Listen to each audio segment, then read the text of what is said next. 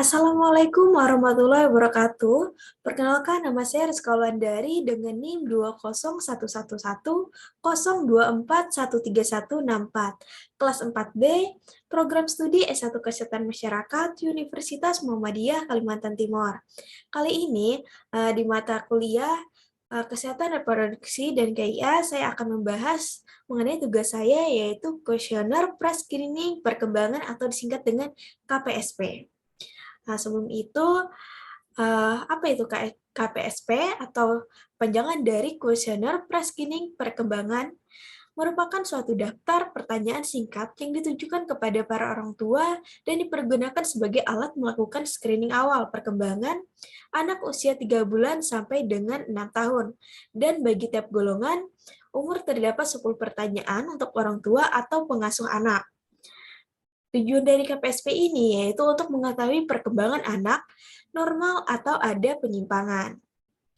Kemudian, sebelum itu, apa sih perkembangan?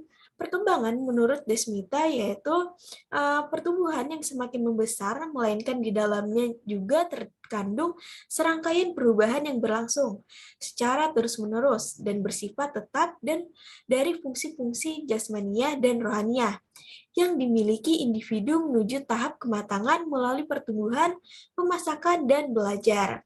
Contoh perkembangan yang terjadi pada manusia yaitu saat bayi baru lahir, dia belum bisa merangkak. Setelah bisa merangkak, dia akan belajar berjalan dengan dibantu orang tua. Selanjutnya, perkembangan yang lainnya adanya kematangan fisik. Dari perubahan keahlian, kemudian bicara, serta emosi dan pikiran yang semakin mematang. Adapun aspek perkembangan itu terbagi menjadi 4. Yang pertama, motorik kasar. Motorik kasar yaitu gerakan tubuh yang menggunakan otot-otot besar, sebagian besar atau seluruh anggota tubuh yang dipengaruhi oleh usia, berat badan, dan perkembangan anak secara fisik. Contohnya kemampuan duduk, menendang, berlari, atau naik turun tangga. Kemudian yang kedua yaitu motorik halus. Motorik halus ini yaitu kemampuan yang berhubungan dengan keterampilan fisik yang melibatkan otot kecil dan koordinasi mata sampai dengan tangan. Saraf motorik halus ini dapat dilatih dan dikembangkan melalui kegiatan rangsangan secara rutin, yaitu seperti bermain puzzle, seperti itu. Kemudian yang ketiga yaitu bahasa atau bicara. Ini merupakan kemampuan bicara dan bahasa yang berhubungan dengan kemampuan untuk memberikan respon terhadap suara, berbicara, berkomunikasi, serta mengikuti perintah dan sebagainya. Dan yang keempat yaitu kemandirian. Kemandirian yaitu aspek yang berhubungan dengan kemampuan mandiri anak seperti makan sendiri. Seperti itu. Jadi aspek perkembangan terbagi menjadi 4. Kemudian kita lanjut ke jadwal screening. Nah, jadwal screening atau pemeriksaan KPSB yaitu pada umur 3 bulan, 6 bulan, 9 bulan, 12 bulan, sampai dengan 72 bulan. Atau mulai umur 3 bulan, minimal tiap pemeriksaan ini minimal tiap 3 bulan sampai umur 24 bulan dan minimal tiap 6 bulan sampai umur 72 bulan. Kemudian KPSP terdiri dari 2 macam pertanyaan, yaitu pertanyaan yang dijawab oleh ibu pengasuh atau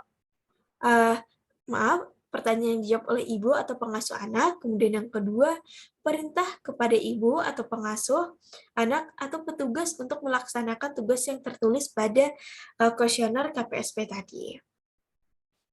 Dan cara menggunakan KPSP yaitu pada waktu screening, anak harus dibawa.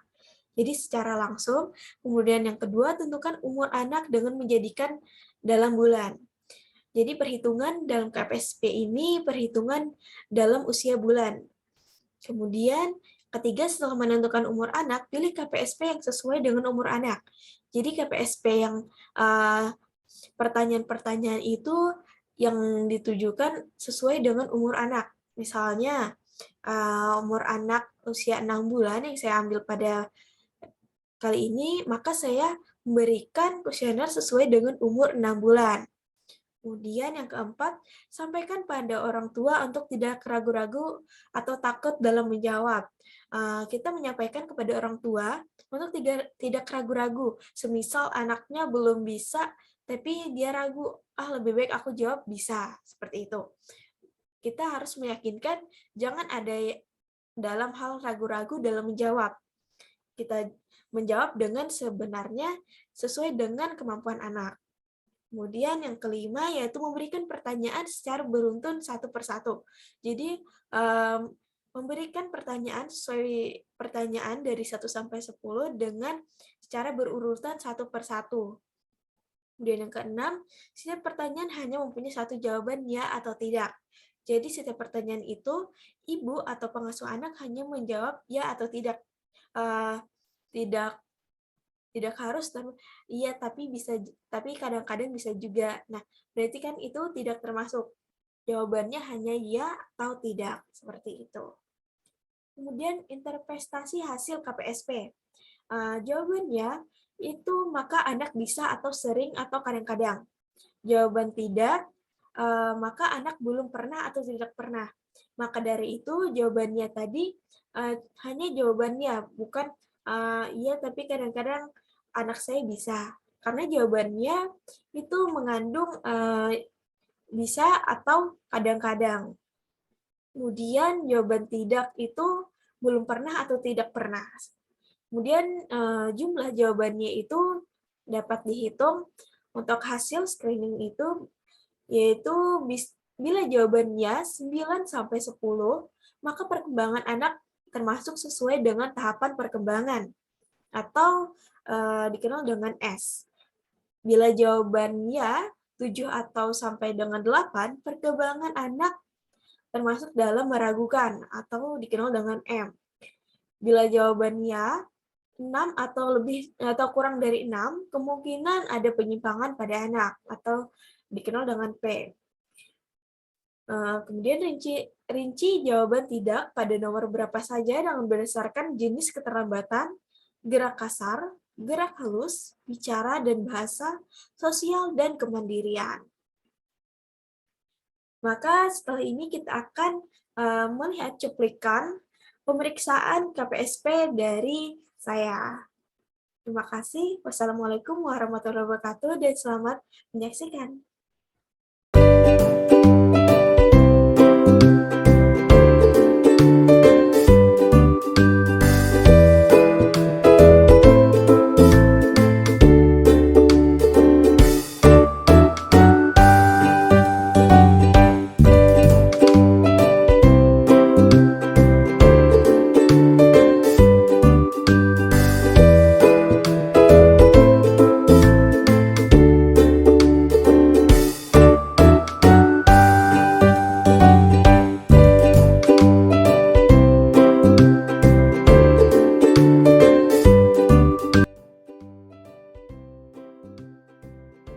Dapatkah Umayyah ini mengayuh sepeda roda 3 sejauh sedikitnya 3 meter?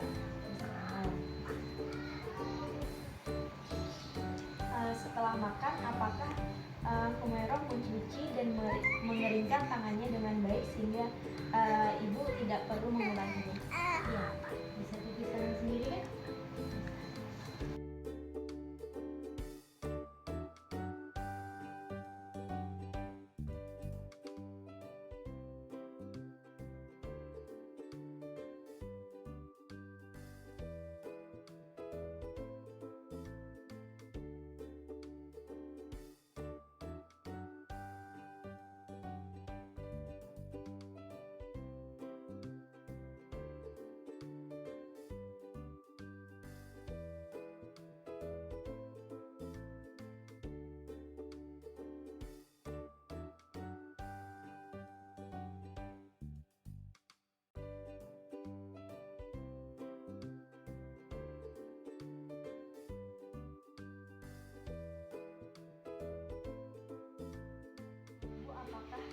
Umayyah dapat bermain petak umpet atau ular tangga atau permainan lain di mana Umayyah ini ikut bermain mengikuti peraturan permainan.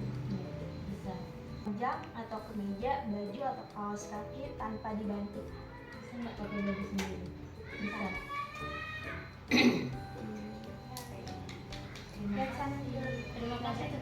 Terima kasih.